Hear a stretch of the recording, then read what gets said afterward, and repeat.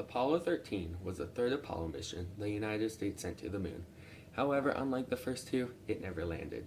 200,000 miles away from Earth, a warning light came on in one of the hydrogen tanks. This could have signaled a problem, but most likely meant the tanks needed to be resettled by heating and fanning the gas. This procedure was known as a cryostir. Shortly after performing the cryostir, the crew felt the spacecraft shake. Oxygen pressure and power also disappeared. This is when Jack Swigert famously said, "Houston, we've had a problem." The crew ended up swinging around the moon and returning to Earth safely. After they landed, a large-scale accident investigation occurred. Oxygen tank number 2 was originally part of the Apollo 10 spacecraft. Before launch, the tank was removed for maintenance and accidentally dropped 2 inches. Instead of using a tank that was possibly damaged, another tank was installed. An external inspection took place and everything came back fully functional, but it missed an internal fill line that had minor damage. The tank was assigned to the Apollo 13. During the testing prior to launch, it was found that the tank could not be properly purged of liquid oxygen. This was done by filling the tank with gas oxygen that would normally force the liquid out, but the damaged fill line made this impossible. The team planned to boil the liquid oxygen off. However, a major mistake occurred here. The tank's heater was designed to run off a 28 DC system, but it was connected to a 65-volt DC system.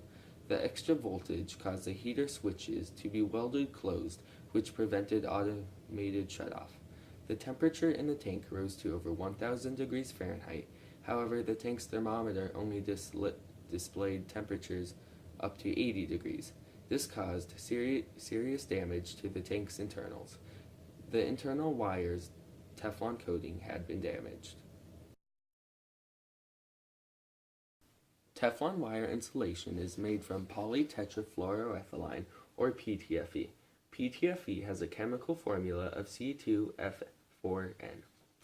It is used to keep the electricity from sparking. The insulation that caused the problems was in one of the oxygen tanks.